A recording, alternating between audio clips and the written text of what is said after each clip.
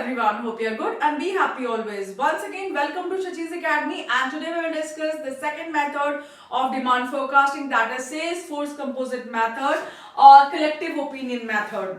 What is that? We will discuss later on.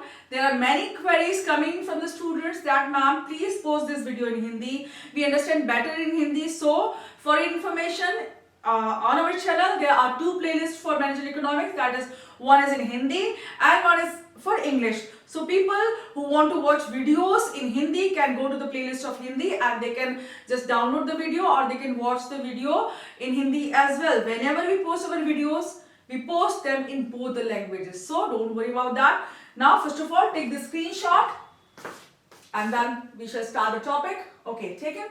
Now, what is collective opinion method or sales force composite method? See, this method relies on the opinion of salesmen who come in direct contact with people or the customers who go to purchase any goods or services in showrooms or in different outlets. So here the opinion of salesmen is taken into account for demand forecasting of any company or for any good or service. Okay, so let's start with the definition. What is that?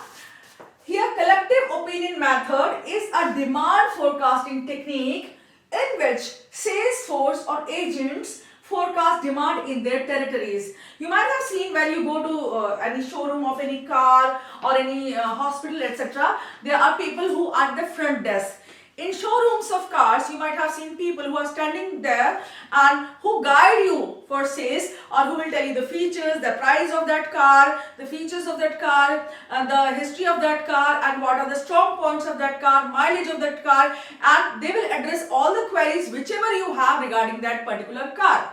Okay, so in that process, they gain a specific knowledge about your demands, about your queries, about your likeliness, desirability, etc. So this data is collected by them and they have that data in their brain. So what in this method is done, the company people who are in R&D department of company, they seek help of these salesmen and they ask certain questions from them, that which is the most desirable car in showrooms of any company. Just like, take for example Maruti Suzuki showrooms. Whenever you go to the Maruti Suzuki showrooms or any other car showroom as well, there are salesmen. Now if personals or the R&D department of Maruti Suzuki wants to forecast its demand, then what will happen? They will seek help of its salesman, they will ask the opinion of the salesman, and they will ask for which version or which brand or which category vehicle of Maruti Suzuki is most demanded or inquired about by the people. They will supply the knowledge, their all opinions, and on the basis of that, company can forecast its demand. So here, what is that? It's a demand forecasting technique in which sales force forecast demand in their territories. In the territories, what are the territories? Maybe the area or maybe the showroom as well. Okay, so here, what is the method? Here, under this method, the data of sales is consolidated. That means it is accumulated, is aggregated, collected into one unit at the branch or area. Branch means a showroom. Okay, that is a branch of particular showroom, just like one showroom of Maruti Suzuki or any other Mahindra, etc. Okay, then the aggregate of all factors is considered. What are the factors? Here factors we will be discussing herein. Factors like inflation, deflation, RBI repo rates, and the policies of the government, or the pay commissions, or any other job loss seen, or the pandemic like COVID-19, they may also affect your demand forecasting or the sales of people, and those all are taken into consideration. All factors. Here the all factors means all those factors, inflation, deflation, etc. is considered to develop an overall company demand forecast. So all these factors and the opinion of salesmen is taken into account, and then demand forecasting done for any company sales. Take for example, RBI has increased its repo rate in December 2022. Now this RBI repo rate is going to affect sales in 2023. So this will be taken into consideration, and sales forecast of 2023 will be based on all these factors. So here we can discuss that in detail now. The features of this demand forecasting method are: number one, this is a bottom-up approach. What is bottom-up? That means bottom-up means moving from downward to upward. Okay, down to up. Okay, what is down? Here, sales people are the people who work at the basic level. Like they are in close contact with people who come to showrooms and they interact with customers and they have first-hand knowledge about people, and then they supply that knowledge or opinion to company people, and the company takes or makes the strategy for overall demand forecasting, or it can predict sales on the basis of that. That's why it's known as bottom-up approach. That means people who are working at the bottom level are sought after and their opinion is seen, and then demand forecasting is done thereafter. Second point is gives first-hand data. When salesmen interact with customers, they get first-hand data, and this very first-hand data is supplied to the companies so that they can go for their demand forecasting or sales forecasting for the next period or future period of time. Then provides direct experience. See, when salesmen are involved with customers, they get direct experience, and company on the basis of that also gets direct experience of people who are coming to purchase their cars, and in that process they can use this direct experience for sales forecasting. So this is a very good method for that. Then important factors. What are the important factors which affect your this method and the demand forecasting for any particular good or service? Number one is advertisement strategy that is pursued or taken by your company of any commodity or service. Just like for example, we have Handsome Gay campaign that was run by Fair and Handsome, that is fair cream, that means fairness cream for male. Okay, so here Fair and Handsome ad for Handsome Giri, and it was a campaign run among youngsters.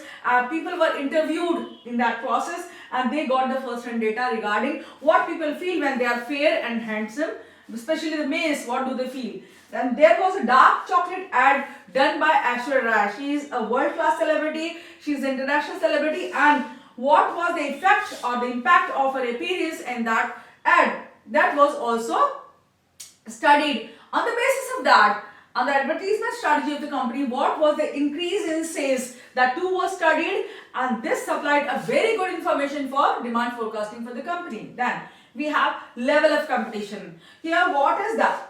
When level of competition is very high in the market, sales of any company, sales for any good or service are bound to get affected.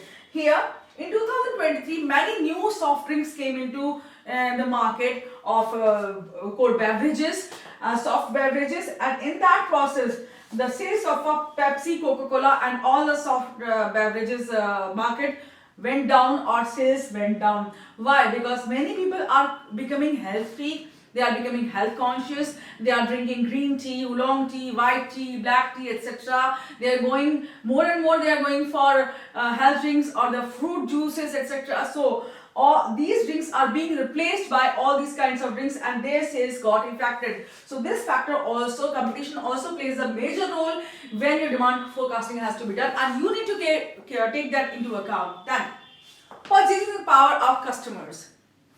See, customer is king in market, and when he has very good purchasing power, he can purchase more and more of those commodities. Any commodity in the world he can purchase. So in that case, purchasing power of your customer impacts heavily on demand forecasting or the sales of any commodity. So here this factor has to be taken into account while doing demand forecasting. Here we can take example of COVID-19. During COVID-19 pandemic, millions of people lost their jobs throughout the world, across the world, and that's why demand for all the companies went down. Take for example in India, only pharmaceutical, or maybe in the whole world also, only pharma or pharmaceutical industry was the industry which could make profits, otherwise all other industries were into losses. Okay, then we have sixth pay commission. In India, when sixth pay commission was announced and it was finally implemented, the salaries of government employees went up. They increased, and people went for purchasing many more commodities than they used to purchase normally. So their salaries increased, and salary increase has positive impact on the sales of companies as well. Then RBI repo rate, I just now referred to it. RBI in December 2022, maybe on December 17, 2022, it increased its repo rate. And when repo rate is increased, I would like to take 1 minute for you here. That repo rate is the rate at which RBI lends or gives loans to commercial banks. For example, here I can give you that when we want to take loans, we go to commercial banks and take loans from there, just like Axis Bank, ICICI Bank or SBI, etc. But when these banks need loan, where do they go? They go to RBI. And when RBI gives them loans or lends money to them, it charges some rate of interest. And that very rate of interest which RBI charges on these commercial banks is known as repo rate. So higher the repo rate, higher will be the interest that these companies would charge on our loans, because when they get money, that is expensive. The loans become expensive for commercial banks, and then they will also increase the lending rate to people like us. Then in that process, owing to that, our bank loans will become expensive. Home loan, car loan, then your house loan, education loan, all will become expensive. In that process, we will not take loans and our purchasing power will go down, and we will buy less commodities in the market. And that is the reason that there has been a forecast in India that the sales for all the companies can go down in 2023 and demand may be mild. Then changes in income distribution. See, when people have equitable distribution of income in their economy, or any economy has equitable distribution, its people have equal amount of money or maybe somewhat equal amount of money, and they have decent living levels or high standards of living. In that process, they can buy more and more commodities and all the companies can have good sales in the market. But when there is an unequal distribution of income, then many people are rich and many are super rich and many are super poor, or maybe below poverty line, just like in India. There are millions of people who are living below poverty line still in India. So they do not have good means to purchase goods and services in the market. So in that process, companies do not enjoy that good amount of sales that other economies in the world like Canada and other can enjoy. So here people have unequal distribution of income. That level of employment. When level of employment is high, sales are high, and then sales predictions are also very high. And in that case, demand forecasts are positive or maybe on the higher end. But when level of employment is low in economy, people have low employment, people have lesser income, and people buy less in the market, and that's why demand forecast will be on the grimmer side. So that will be less, and companies can say that they will have lesser demand in the market. So during COVID-19, when millions of people lost their jobs, they did not have money to buy goods and services in the market, and sales for all the companies went down, and demand forecast too was not very good for them. Then composition of population. What is composition of population? Composition means how many people are old, what is the percentage of old people in your population, the youth in the population, and children in the population. Just like in India, it's having demographic dividend. That means in India, the percentage of youth is higher than children and old age people. In that case, youth are the people who earn, who are in the working or the active workforce. They earn more, they spend more because they're employed more. Everyone wants young people to be employed in their companies, and they earn more and spend more. In that process, companies enjoy good sales, and that is the reason. For this very reason, all the nations of the world are eyeing on India, on the Indian markets, and they want to enjoy market sales in India, and all the companies are advertising, are investing heavily in India so that they can market their products in India and enjoy good sales in this Indian economy. Then here, composition of population, I would like to mention one more thing over here, that when we have more old age people, just like in Japan, there is more demand for your medicines, for caretakers, for hearing aids, for your walking aids, for your operations, and all the medical equipment is very high. Demand for that is very high. But when you have more children, you have demand for chocolates, you have demand for school bags, stationery, schools, and maybe doctors also, vaccines also. In that case, demand for children goods is very high. So the composition of population affects the type of goods and services that can be sold in market, and in that process, demand forecasting also gets affected. Then automation or digitalization.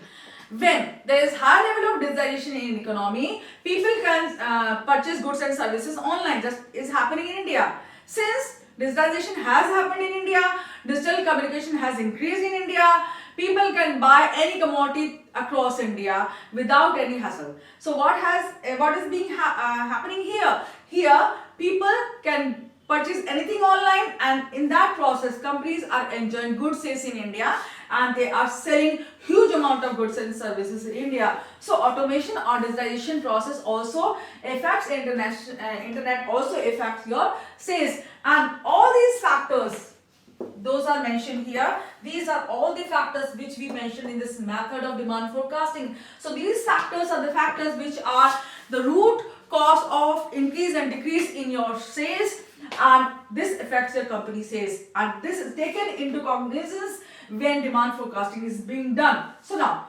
last we can discuss the drawbacks of this method. Number one, it is a subjective approach. Subjective means it is not a hardcore database process. Here mathematical calculations are not of much importance, and here opinion of salesman is utmost important. So it is subjective method, and if a salesman is not aware of market tendencies, what is happening at macro level in the economy or at the international level, he may give wrong opinion, and that in that process, that whole process can get contaminated and it can get affected. Then not suitable for long run. This method is only suitable for short run, maybe 1 month, 2 months, 6 months or 1 year, and not more than that. And if demand forecasting for that method has to be done, you have to go in combination for other methods also, mathematical methods also, trend projection and least square, etc. We will discuss them later on. That may not be aware of economic changes. See, a salesman is a simple person. They may be not highly educated people, they may not keep a keen eye, a keen pulse on the economic changes that are happening in the markets. In that process, in that case, they may have insufficient knowledge about the market, and they cannot supply you the correct information or the database information, or because they may not have information themselves also. Then in that case, the whole process can get jeopardized and it can get compromised as well. Then misjudge given information. Salesmen can easily misjudge any given information. When people speak to them, they may speak in different languages, they may have different notions, and even though they may like that particular thing, but they may have preferences, other preferences. For example, I may like certain car, I may like Creta, but it is a 5-seater car, and I live with my in-laws and my children are there, so I need a 7-seater car. So I may not prefer Creta, I may prefer some other car, a bigger car. In that case, what will happen? A person may misjudge, a salesman can misjudge that ma'am does not like this particular car, but I really like that car, but I can't purchase that car. That means it is a preferred car, it's a desirable car, but not by me because I have a bigger family. That's a different issue. So he may refer to that as an undesirable car. So that was a wrong inference that he drew from my conversation, and in that case demand forecasting may get affected. So it's a subjective approach. It relies heavily on your opinion of salespeople, and in some cases it can get affected by their opinion. Strong opinions can play a strong role in demand forecasting of this process. Okay, so here's the process. You can just take a screenshot and just study all the points, and if you don't understand any of these points, you can just write in the queries and I'll be more than happy to answer them, and we'll try to post regular videos on this topic and other topics as well. And I'll be completing this syllabus of the whole playlist of financial economics because heavy demand for videos is coming in, and I'm more than happy that I'm receiving such type of response from you people. Thank you so much. Take care. God bless you.